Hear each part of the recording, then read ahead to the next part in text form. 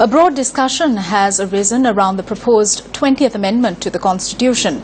Representatives of various political parties commented on the matter today as well. A special cabinet meeting was held on Monday on the proposed 20th Amendment to the Constitution. It was proposed that when the number of MPs is 255, the number of electorates should be 165.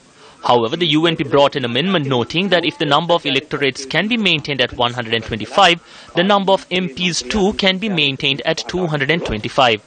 It was the view of the Cabinet Subcommittee that it is impractical to reduce it from 160 to 125. All parties, with the exception of the UNP, agreed that it should be 165. The minor parties noted that if it is reduced to 125, it reduces their chances of securing an electorate.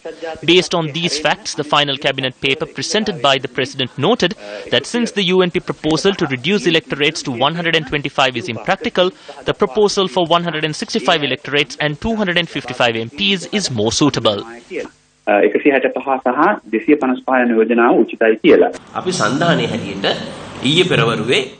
The UPFA parliamentary group held a meeting last morning under the patronage of His Excellency President Maithripala Sirisena at the Presidential Secretariat.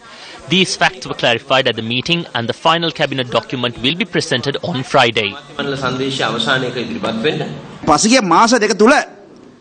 We held discussions at various locations over the past 2 months. The basis of these discussions were the draft 20th Amendment that President Maithripala Sirisena presented to party leaders and the cabinet. On Monday afternoon, the number was 255. By night, it was 225. This was a game. We do not accept the proposal made by Prime Minister Ranil Wickremesinghe. There is no need to present conditions. It is the view of the Sri Lanka Freedom Party that this is an electoral amendment that is being brought in without being unfair to anyone. Our stance on the submissions made by the SLFP has not changed. I do not see a problem with the time frame of the elections.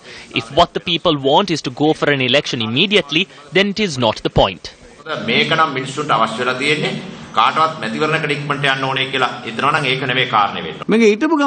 It was like suddenly they dropped a bomb. We are at 225. 125 seats and so many bonus seats. It has all been decided.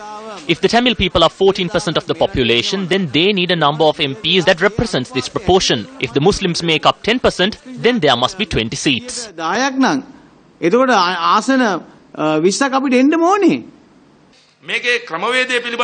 We have an agreement on the procedure. There is no agreement on the number. Since Cabinet has approved it, once it comes to Parliament, we are able to change the number with the agreement of public representatives. It is very clear that the UNP has launched an operation to sabotage the 20th Amendment. It is pointless to the country if they are going to talk about other things without facing the no-confidence motion. The real problem is that the economy has collapsed and the country's stability has collapsed. We can clearly see that they are latching on to other problems and are leading the people astray.